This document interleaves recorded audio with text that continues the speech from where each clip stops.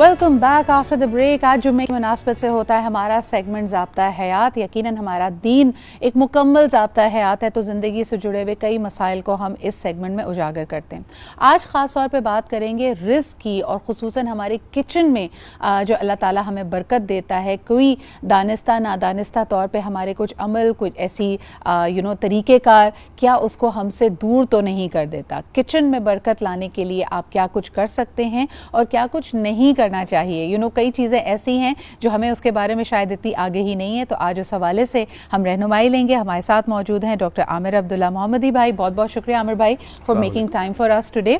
सबसे पहले जी, किचन की बरकत, ये जो कॉन्सेप्ट है, इसमें आमिर भाई कुछ हम आम फहम बातें सुनते रहते हैं। मिसाल के तौर पे जब बड़े बूढ़े कहते हैं, बुजुर्ग कहते हैं कि दूध उबल रहा हो तो बहुत ख्याल रखा जाए, दूध उबल के नीचे ना गिर जाए, वरना बेबरकती होती है। ना सिर्फ दूध ज़ाया होता है बल्कि उसकी एक बदशुगनी भी तस्वुर की जाती है। इस हवाले से बताइएगा कि क्या इसमें शरीयतन हमारे पास कोई हुक्म मौजूद है।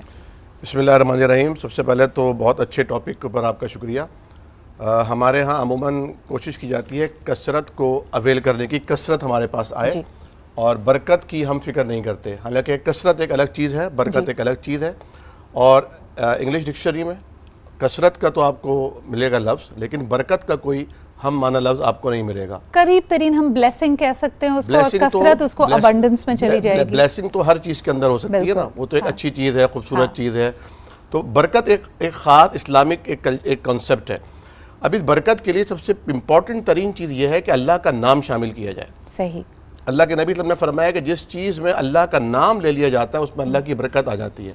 यानी आप जब भी कोई काम शुरू करते हैं, घर में दाखिल होते हुए, किचन में जाते हुए, आप कोई चीज़ निकालते हुए, जैसे आटा गूंदने के लिए निकाला है, या दूध उबालने के लिए रखा है, या आपने बर्नर खोला है, या आपने लाइट ऑन की है, किसी भी चीज़ में जब आप आदत डाल लेते हैं बिस्मिल्लाह की, तो उसमें ऑटोमेटिकली बरकत शामिल हो जाती है।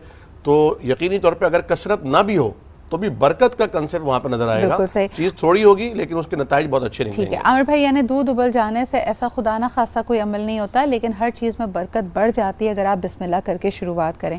अच्छा, अगर हम बरे सग़ीर पाको हिंद में देखते हैं तो एक आपको ख़ास कल्चर नज़र आता है कि ख़वातीन रसोई में, अपने किचन में सुबह जाने से पहले बाकायदा नहा धोकर सफाई का, पाकीज़गी का एहतमाम करती हैं। क्या इससे भी बरकत में इजाफ़ा होता है? जी बिल्कुल दुरुस्त आपने फरमाया। तहारत और पाकीज़गी न सिर्फ ये कि हमारी रूहानी तजल्लियात को खोलती है, बल्कि जो मादी असरात हैं उन पर भी उनके असरात मुरतब होते हैं। और जब आप ज़हनी तौर पर पाकीज़ा होते हैं और जिस्मानी तौर पर पाकीज़ा होते हैं, जिस तरह आप अगर हमेशा बावजूद रहते हैं तो आपके ख़यालात भी पाकीज़ा रहते हैं। सही। तो जिस तरह हम रमज़ान में देखते हैं कि रोज़े की हालत में या नमाज की कैफियत में या ज़िक्र अस्कार करते हुए हमारे अंदर एक पाकीज़गी पैदा होती है।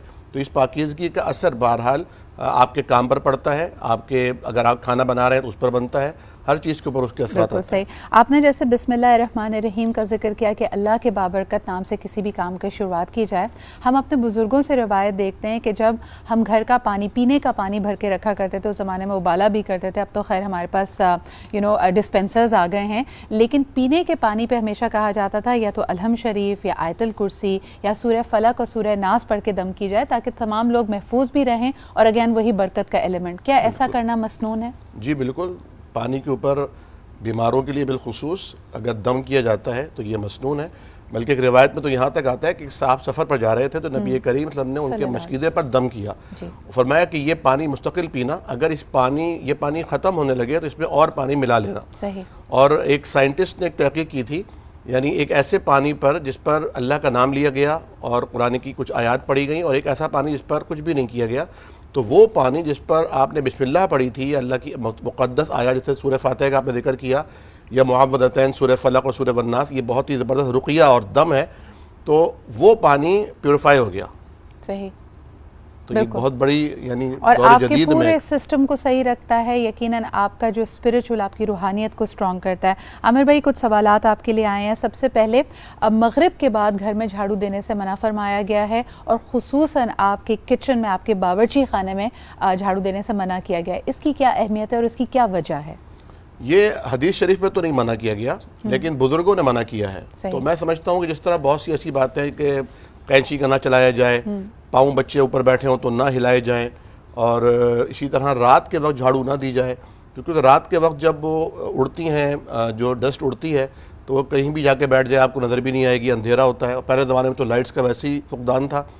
تو یہ ایک مینرز کے خلاف ہے کہ بجائے اس کے کہ آپ صبح کے وقت جھاڑو دیں, آپ پورا دن انتظار کرتے رہیں اور رات کے وقت جب ابا آ رہے ہوں یا بھائی آ رہے ہوں یا ہسبینڈ آ رہے ہوں اس وقت آپ جھاڑو دیں. اچھا, اس کی ایک دلیل میں نے بڑی انٹرسٹنگ دلیل میں نے سنی تھی. لوگ کہتے ہیں کہ پہلے وقتوں میں اگر آپ نے گھر میں کچھ روٹی وغیرہ بنائی ہے اور سوکھا آٹا گر گیا ہے اور آپ سمجھتے ہیں کہ آپ نے اس کو جھاڑو دینا ہے, کچھ لوگوں کا تصور یہ ہے کہ یہ اللہ تعالیٰ نے دوسری چیزوں کے لیے, جیسے حشرات الارض ہیں, چونٹیاں ہیں, مکوڑے ہیں, شاید یہ ان کا رزق ہے, یہ جو ذرے رہ جاتے ہیں اور اس سے آپ کے رزق میں مزید برکت ہوتی ہے. لیکن عجیب بات یہ ہے عامر بھائی کہ اگر ہم صفائی نہ کریں اور یہ کیڑے یا یہ حشرات الارض وہ اپنا رزق لے کے جا رہے ہیں, تب تو پھر صفائی اور طہارت کے حوالے سے غلط ہو جاتا ہے. لوگ کہتے ہیں گھر میں کیڑے پڑ گئے, تو اب دونوں چیزوں کو آپ ساتھ کیسے لے کے چلتے ہیں؟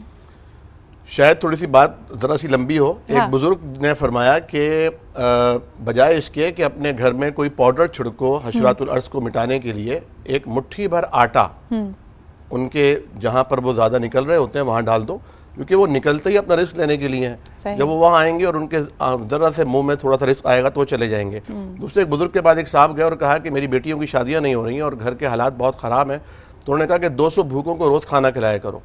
تو وہ منہ لٹکا کے باہر آ گئے اور کہا کہ میں تو خود اپنے گھر کے کھانے والوں کے لیے لالے پڑ رہے ہیں, انہیں نہیں کھلا پا رہا, تو ان 200 بھوکوں کو کیسے کھلاؤں گا.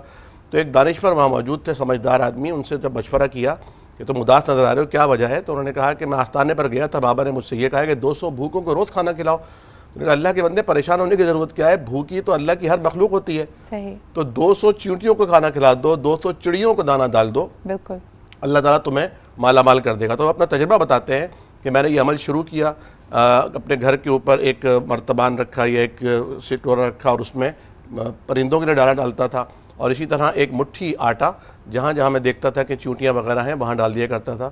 تو میرے سارے مسائل بھی حل ہو گئے, ساری بیٹیوں کی شادیاں بھی ہو گئیں اور بہت برکت آئی. اچھا, ویسے یہ بڑی خوبصورت بات ہے. کئی چیزیں ہمارے بزرگ ہمیشہ ہمیں کہتے تھے روٹی کا اگر بھوسی ٹکڑا ہے تو اس کو ڈسٹ بن میں نہ ڈالو, یہ رزق کی بید بھی ہوتی ہے. تو جو کھانا بچ جاتا ہے, اگر واقعی آپ حشرات الارض کے لیے, کوئی اپنے گھر میں نہیں کسی دور جگہ پہ, آپ دیکھتے ہیں اکثر گلیوں میں کونوں پہ آپ کے پاس موجود ہوتا ہے کہ بھئی اسٹرے ڈاگز ہیں, کیٹس ہیں, پرندے ہیں, ان کے لیے آپ نے کوئی آسرا کر دیا کہ وہاں پہ پانی یا دانہ موجود ہے.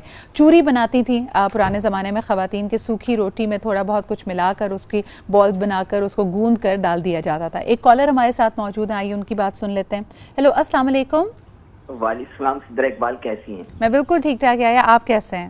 الحمدللہ. آپ کو اور مان صاحب کو بہت جمعہ بھی مبارک ہو, سلام بھی ہو. صدر بہت آپ نے اچھی آج ٹاپک نکالا ہے, لیکن اگر ہم غور کریں ہمارے گھر میں بے برکتی اور جو ہم توہمات کا شکار ہو جاتے ہیں, ہم اصل چیز آپ نے جو ابھی ذکر کیا وہ یہ ہے کہ ہم طہارت اور پاکی کا خیال نہیں رکھتے. اور جو ہم یعنی ماڈرن تو بہت ہو گئے, لیکن ہماری صفائی جو ہمیں جو اللہ جو ہمارے مذہب نے دی وہ اس پہ عمل کرتے.